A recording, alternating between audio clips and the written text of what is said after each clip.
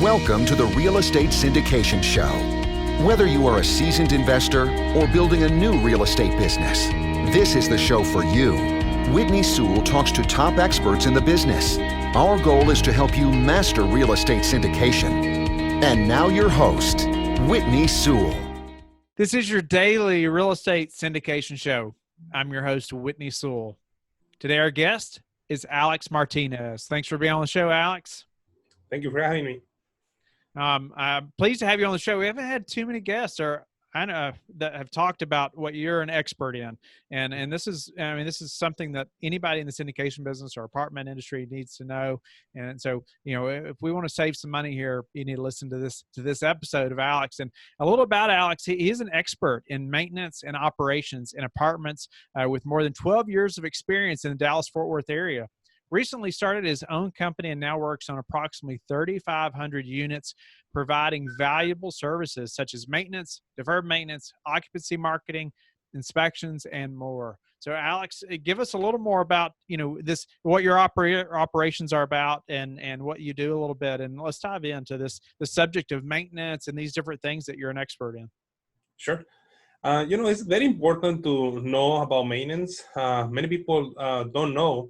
But maintenance, it will make the difference between being successful or not. The money that you spend, the money that you use is very important. For example, some people may go overboard and spend more than they need to. And at the end of the day, they damage their cash flow. The NOI is really high. They end up with no money and they're just expecting to, receive some loan or going back to the investors and ask them for more money because they need, money to increase the occupancy because the occupancy is going down. They use all the money that is supposed to be used on the first 12 months. They end up using it in the first 3 months. That's what I get in. I'm an expert on maintenance. I come from the very bottom. I came from, fixing the stuff with my hands. So I know how things are supposed to be fixed. I know when something needs to be done and when something not. For example, if you don't have much knowledge about maintenance and you ask an HVAC about a chiller, I need to repair the chiller, they will tell you what they want. And you might believe it because you don't know. You don't know if that needs to be replaced or not. You don't know if the roof needs to be fixed or it needs to be replaced. There's so many things. So that's what I get in. I'm going to be helping you save money. I'm going to be helping you on make sure that the operations of the apartments run smooth and you don't run into big expenses. You don't run into wasting money that you don't need to. And it's saving you a lot of money and saving you a lot of headaches. I was working on a company where they manage Class C and D properties. And I was in charge of overseeing all the maintenance department on all those 175 properties. Some of them were not in the best condition. Some of them were okay, and never had an issue, bigger Wow. than So, I can handle. There was a quote that you made, or I'm going to quote you. Said maintenance can be the difference in being successful or not. And I just think it's, we don't think about maintenance probably as often as we should. And when I say that, I mean being proactive. Mm-hmm. It's usually, this is broke. Let's rush and fix it, right? And I think there's probably ways that we can be proactive and knowing that things are going to break or knowing kind of their life expectancy to some extent. But then you also mentioned, using groups that use all their money in the first 3 months, they were planning for 12 months. And I've heard that numerous times and where people get in trouble by doing that, or that system that fails, the boiler goes out and they weren't expecting that right away, and so now they've had to use all this capital that they thought was going to get them through 12 months in the first 3 months, just like you said. And that's a bad feeling right there, just thinking about it, So I'd love to, I'd love for you to talk to us a little bit about, just some things on the maintenance side where we can save some money. I know lots of groups are that, if we have a 150 unit complex or more, we're going to have somebody full-time on maintenance but maybe some ways that you know of that people are spending too much money on maintenance. Yes, for example, the turnovers. It's very important that you know the market survey. You do a market survey. You know the market rent around the area that you are located. Very important that you know what the other properties are doing. Some people just tend to think because they do granite, they do quartz, they do something out of the ordinary, they're gonna be able to get the rents that they want. But it's not the case. You might be overspending the budget when you can do something little. You have to make sure that you know the socioeconomics about the area. If you're in an area that is mostly housing, and people don't have much money, they don't get a lot on a yearly basis, you're not going to be able to get the rents that you want. So you have to be aware of that. Number one. Number two, you have to make sure what you want. You want to go overboard and do something really nice? Well, just keep in mind that it's not your house. It's a business. You have to be able to get all the money that you're putting in. You have to be able to get the money. So you have to make a livable, decent place for people to get in and make a profit out of it. At the end of the day, that's what we want. That's why you're doing the apartments, to get a profit. So that's the number two. And number three, you have to make sure and see how much money you can spend. You have to see what's your cash flow on a monthly basis, how much money you're gonna be putting out of pocket, or how much you have to set up a forecast for those turnovers, or how much money you wanna use. If you want everything coming from the operating, well, you need to know how much money you have. Some people tend to just get excited and start spending money and doing improvements, and at the end of the day, many of the things that you do on the properties, they're gonna be invoiced, which means that you don't pay them right away. But in 2-3 months, you're gonna end up with a debt that you don't want, and you're gonna be carrying that on, and then it can be liens, it can be more issues, and it can be building a reputation that people are gonna say, well, that owner, that property, that management don't pay, so they're gonna call you to do make readies, they're gonna call you to do repairs, and they're not gonna pay you. So it's very important to know and have someone that knows. In this case, it's me. Helping you manage all those repairs. Number two, the fair maintenance. Very important that what you want to do. For example, you just acquire a property, and you have on your loan lender requirements for that property. So you have to know how much money you have, because the lender works in two ways. I'm sorry. One is they give you the money back that you already spent, or they can give you a two-party check to spend the money on the areas that you wanna fix. So you have to know.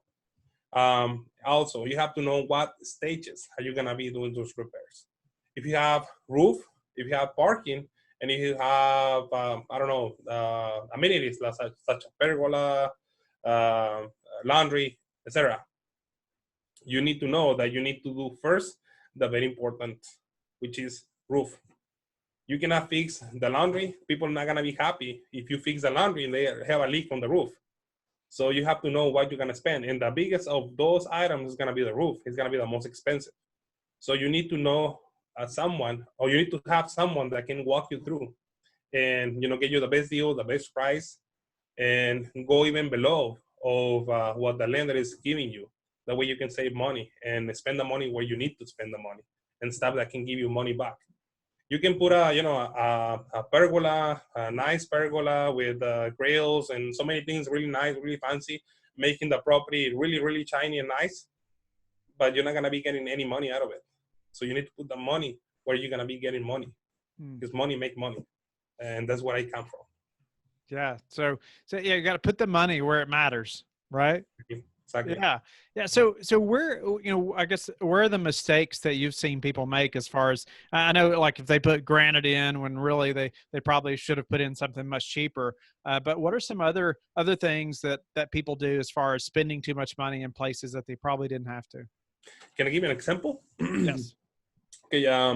It was like a year ago where I met these new owners. They were fairly new in the apartment industry, and they just bought a property. Classy property, and not a so dense populated area. It was, the small city.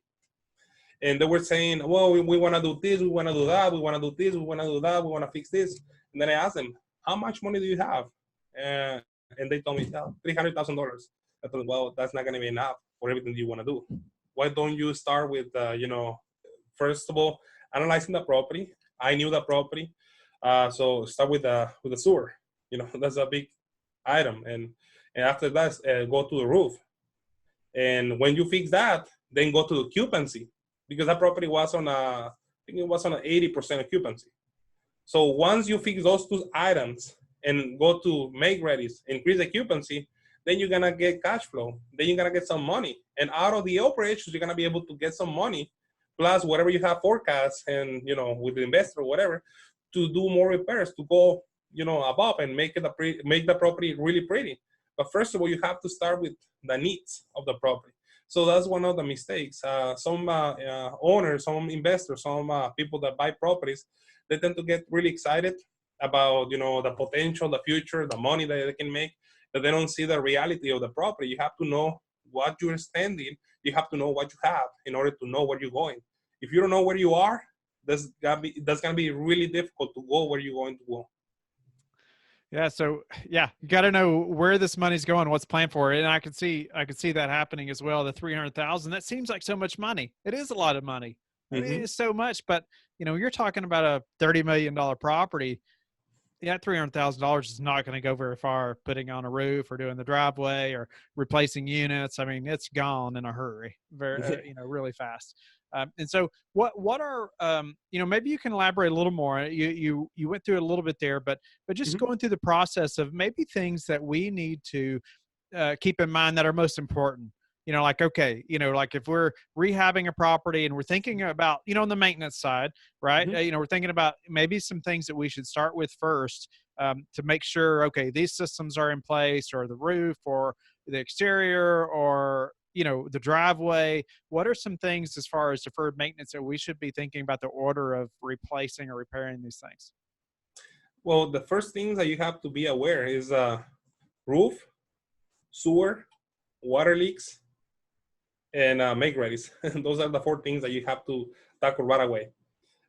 You want to keep the tenants happy. You want to let them know that you're taking care of them, and that's the main thing. Like I said, you can spend money on a new office and make the office really nice and spend $14,000 on an office, but if you're not taking care of your tenants, that doesn't really matter. So the first thing is that you have to defer maintenance is the necessities: roof, sewer, make readies, and any work order, water leaks. That's the first thing that you have to do. Once you do that, even if you don't invest a lot of money on the property, your occupancy is gonna go up because people are seeing that you're taking care of the property, that you're taking care of them. That's the first thing. That's very, very important. Once you have that, then you can start, with the little amenities. Laundry, that's not much of a money income to you, but it's a necessity of the people. Number 2, common areas. Get in the pool, fix the pool, make the pool look a little bit nice. Some grills, some pergolas, just some stuff that can make them, have some leisure time and enjoy the property. Okay. So, I mean, sounds like, some bigger things there, like roof and sewer. Yeah, we got to have those things, right? Exactly. We Yes. got to make sure those are good. And then you said make readies, and we say that term on the show sometimes, but what does that mean exactly for the listener that maybe hasn't heard that term before? Yeah, normally make readies is a turnover. When apartment get vacant, you want to fix it as quick, as soon as possible, and as cheap as possible. And get more rent or get the same rent. So very important. What are the items that people are gonna see? 2-tone paint, flooring, and a nice resurfacing with nice features. And you don't need to spend more than that. Maybe some backsplash on the kitchen. It's gonna be around $300-$400 on the kitchen, and you make the kitchen look really nice. Some faucet, a nice faucet, less than $100 faucet. Some ceiling fans, brush nickel, and some hardware.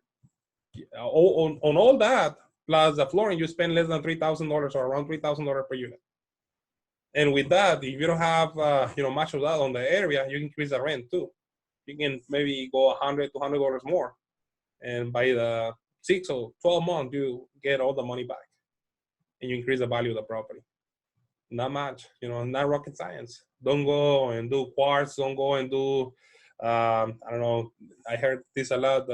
Smart thermostats and some other stuff that is not gonna bring any value to the property. It's not gonna bring any value to you. It's gonna make you spend more money. Or some people even think that they want to do a washer and dryer. You spend money on that. You spend money on maintenance that you don't need to, and people are not looking for that. If you have a unit that has a washer and dryer connection, just let them have their own, or look for those leasing companies that can give you a deal, and don't spend money on that. And you make that tenant happy, and you save money.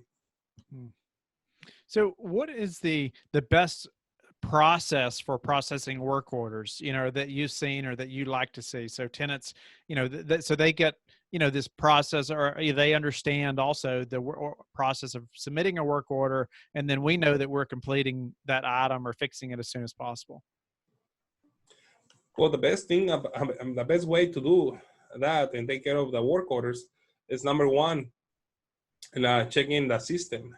Make sure that your property staff is putting them in the system, because many of the times a manager, leasing or whatever, they don't put the work orders on the system, so you don't know. They might tell you that the tenants are really happy, there is no work orders, that everything is nice, but at the end of the day, that's not the case. And it's kind of difficult. I mean, you as an owner don't have a way to know about what the management company is telling you, or what the property manager is telling you. So it's a really difficult one. The best way is going to be checking the system. If you see some work orders that have more than 3 or 4 weeks old, and you don't see any new ones, and check the work orders that are being closed. If you don't see any new one being closed, or you don't, normally, let's say like 100 unit complex should have at least 5 to 8 work orders daily, which means that at least 5 to 8 needs to be being closed on a daily basis on the system. If you don't see that, something that you need to look into it with your property manager or your management company. Okay, so that's a good metric to, that maybe we should be tracking is, how many work orders are being submitted on a daily basis, and then we can watch, how, if that increases or decreases, and figure out what's causing that. And so, what about maintenance crew, or employees versus, or compared to how many units a property is? What do you see as normally as a good fit? Like one full-time maintenance staff per how many units, or how do you normally like to see that operate? Well, it depends of what kind of property you have. If you have a Class A, Class B, Class C, sure, it changed the game. Normally in a Class C, D properties, it's recommended one maintenance every 80 units. And once you go the occupancy down, don't be afraid. Don't be afraid to add extra people. Don't be afraid to add, vendors, because it's gonna hurt you more saving those pennies, and you're gonna be wasting dollars. Don't be afraid of spending a penny when you can earn dollars. Yeah. Yeah. So tell me about the marketing side of your business, and what that looks like. I know you mentioned that a couple of times, and how increasing the occupancy, and what does that look like? Okay, I'm staying in Dallas Fort Worth for now. I'm going on the media, on a TV, radio, newspaper, even phone ads. I'm investing a lot of money on marketing. That way I can locate and target the people that I want on each property. I have a map of properties around the area, and I have 2 dedicated numbers just for that. So any people that call those numbers is going to be just for marketing. And then I speak to them, and I send them to whatever property is near. And the way that we do, we are not just locators. We go and talk to the property manager and make sure that they know that we're going to be sending someone, and say, Miss Mary, tomorrow at 8 p.m., 9 p.m., this person is going to be to your property, and she's looking for a 1-bedroom, 2-bedroom, 3-bedroom. Make sure to be there and make sure to help them out. I'm sending them there. So later on that same day, I call again the same person, say, hey, did you go? Do you find everything fine? Do you have any issues? Because, after you find a person, it's really hard to, not be able to get a unit, because the manager was not in a good mood, the leasing agent was not there, or the leasing agent was busy, so the person left, and you don't get that person back. So it's very important to be after them. So we personalize the attention to every single one, because we don't just want them. We want them, their friends, their siblings, their family, and everybody that can lease an apartment. We want them all. It's nice. So you're personalizing that. That's interesting. Mm-hmm. So Alex, tell me though, what's been the hardest part of the maintenance process for you? The hardest part? Just developing, like a good maintenance system, and what's the hardest part of that? To be honest, it's really easy. I enjoy it. It'd be hard to me. It'd be hard for me to think about something hard that make me, have a hard time, because I love what I do and it's really easy. Like I said, it's not rocket science. If I have to say something, I will be saying sometimes is the stubbornness of sometimes the owner, that they don't want me to help him. I'm helping you, and sometimes they against for me to help them. Like when you want to save someone money, say, no, I want to spend the money. No, but I want to save it. No, I want to spend it because I already think on spending that money. That, and also sometimes on-site staff. Most of the people don't enjoy what they do, and they're just there to get a paycheck, the 8 hours, and get a check every 2 weeks. So they don't go above and beyond like I do, or my team does. So that's one of the issues, if I have to say an issue. Yeah. So I think you hit the nail on the head. That was a good answer. I'm sure it's the stubbornness of the owners or the operators that you're having to work with. So tell me though, what's a way that you've recently improved your business that we could apply to ours? To me, it's very important, customer service. And number two is care.